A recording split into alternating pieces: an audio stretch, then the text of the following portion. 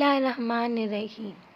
جب انسان فوت ہوگا اس کی خبر میں پہلی صبح شام کیسی ہوگی، اس کے ساتھ کیا ہوگا، پوری تفصیل کے ساتھ آج میں بیان کروں گی، اس لیے ویڈیو مکمل سنیے۔ موت ایک ایسی حقیقت ہے جس پر ہر شخص یہ یقین رکھتا ہے کہ اس سے دوچار ہونا اور اس کے تلک جام پینا ضروری ہے۔ یہ یقین ہر قسم کے کھٹکے و شعبے سے بالاتر ہے، کیونکہ جب سے دنیا قائم ہے کسی نفس جان نے موت سے چھٹکارا نہیں پایا ہے۔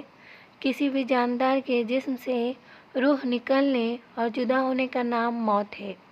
ہر انسان خواہ کسی مذہب سے وابستہ ہو یا نہ ہو، اللہ یا غیر اللہ کو معبود مانتا ہو یا نہ مانتا ہو، اس حقیقت کو ضرور تسلیم کرتا ہے کہ اس کی دنیا زندگی عارضی و فانی ہے۔ حضرت علی رضی اللہ تعالیٰ عنہ کی خدمت میں ایک شخص حاضر ہوا اور پوچھنے لگا کہ اے امام علی، قبر میں انسان کی پہلی رات کیسی گزرتی ہے؟ تو حضرت علی رضی اللہ تعالیٰ عنہ نے فرمایا کہ میں نے اللہ کے رسول صلی اللہ علیہ وسلم سے سنا کہ انسان کی سب سے مشکل رات قبر کی پہلی رات ہوتی ہے، جب دوسرے انسان، اس کے دوست، عزیز و اقارب، رشتہ دار اسے دفنا کر چھوڑ کر چلے جاتے ہیں تو وہ انسان روتا رہتا ہے، ہر ایک دوست کے پاس آتا ہے اور اسے روکنے کی کوشش کرتا ہے کہ مجھے چھوڑ کر نہ جاؤ، لیکن افسوس اس کی آواز کوئی نہیں سنتا۔ حضرت ابو سعید رضی اللہ تعالیٰ عنہ سے روایت ہے کہ حضور اکرم صلی اللہ علیہ وسلم نے فرمایا، لوگو اپنی موت کو یاد کیا کرو۔ قبر ہر دن اپنے مردوں سے اعلان کرتی ہے کہ میں غربت اور تنہائی کا گھر ہوں، کیڑے مکوڑوں کا گھر ہوں، مٹی کا ڈھیر ہوں۔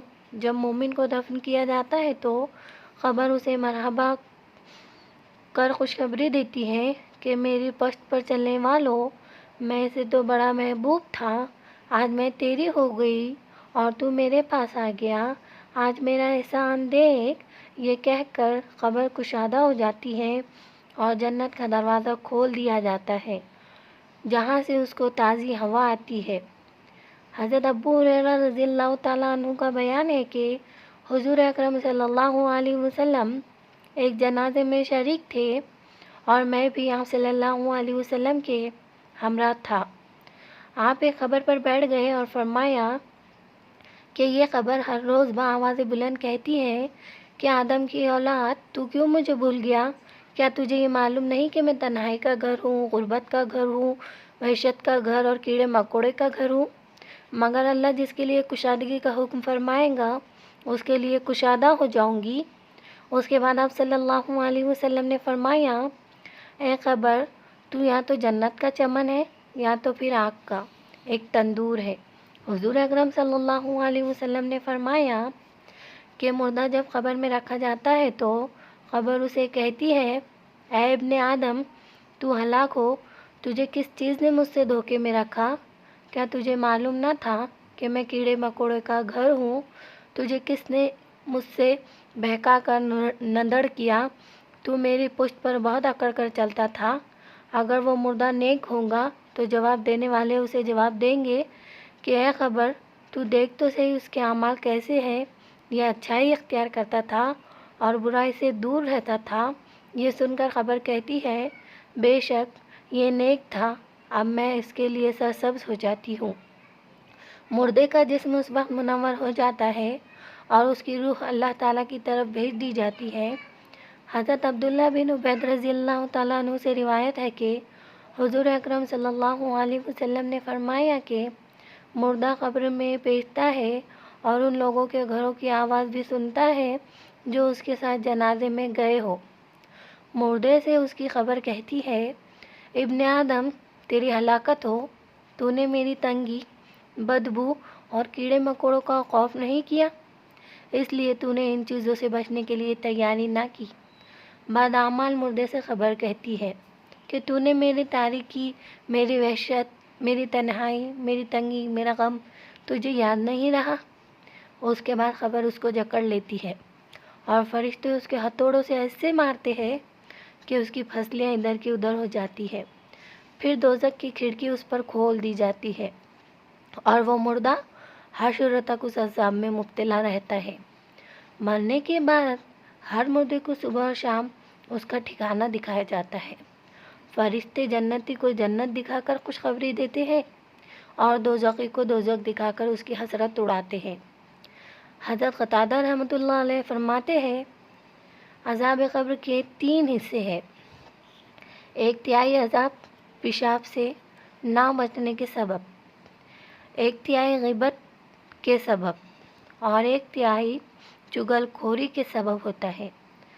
حضرت ابن عمر رضی اللہ تعالیٰ عنہ سے روایت ہے کہ رسول اللہ صلی اللہ علیہ وسلم نے ارشاد فرمایا، جب انسان کا انتقال ہو جاتا ہے تو اس پر صبح و شام اس کا ٹھکانہ پیش کیا جاتا ہے۔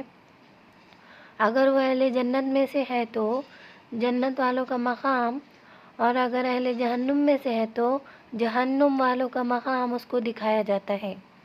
پھر کہا جاتا ہے، یہ تیرا ٹھکانہ ہے، یہاں تک کہ اللہ تجھ کو قیامت کے دن اٹھائے گا۔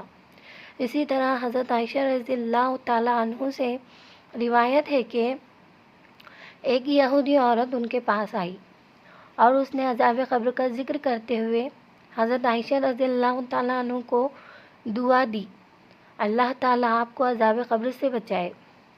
حضرت عائشہ رضی اللہ تعالیٰ عنہ نے رسول اللہ صلی اللہ علیہ وسلم سے اس بابت سوال کیا کہ کیا واقعی عذاب قبر ہوتا ہے؟ تو رسول اللہ صلی اللہ علیہ وسلم نے فرمایا، جی ہاں، عذاب قبر برحق ہے۔ حضرت عائشہ رضی اللہ تعالیٰ عنہ فرماتی ہے کہ اس کے بعد میں نے رسول اللہ صلی اللہ علیہ وسلم کو ہمیشہ دیکھا کہ ہر نماز میں آپ عذاب قبر سے پناہ مانگتے تھے۔ سیدنا ابو سعید خدری سیدنا زین بن ثابت رضی اللہ تعالیٰ عنہ سے روایت کرتے ہیں کہ انہوں نے فرمایا، ہم قبیلے بنو نجار کے ایک باغ میں نبی اکرم صلی اللہ علیہ وسلم کے ساتھ تھے اور آپ صلی اللہ علیہ وسلم خچر پر سوار تھے۔ اچانک وہ خچر اس طرح بھٹکا کہ نبی کریم صلی اللہ علیہ وسلم کو گرا دیتا۔ وہاں دیکھا تو 4 5 یا 6 قبریں تھیں۔ ارشاد فرمایا، ان قبر والوں کو کون جانتا ہے؟ ایک شخص نے کہا، میں جانتا ہوں۔ پوچھا، یہ کب فوت ہوئے؟ تو بتایا گیا کہ یہ شرک پر مرے ہیں۔ تو ارشاد فرمایا، یہ امت اپنی قبروں میں آزمائی جاتی ہے، اگر مجھے اس بات کا اندیشہ نہ ہو کہ تم مردے دفن کرنا چھوڑ دو گے تو میں اللہ تعالیٰ سے دعا کرتا ہوں کہ وہ تمہیں وہ عذاب قبر سنوا دے جو میں سنتا ہوں۔ سیدنا زید رضی اللہ تعالیٰ عنہ نے کہا، پھر نبی کریم صلی اللہ علیہ وسلم ہماری طرف متوجہ ہوئے اور فرمایا، تم آگ کے عذاب سے اللہ کی پناہ مانگو۔ صحابہ کرام رضوان اللہ عنہم اجمعین نے کہا، ہم جہنم کے عذاب سے اللہ کی پناہ مانگتے ہیں۔ اللہ تعالیٰ سے دعا ہے کہ ہم سب کو مرنے سے پہلے کی تیاری کرنے کی توفیق عطا فرمائے اور جو مسلمان اس دنیا سے جا چکے ہیں ان کی بخشش فرمائے۔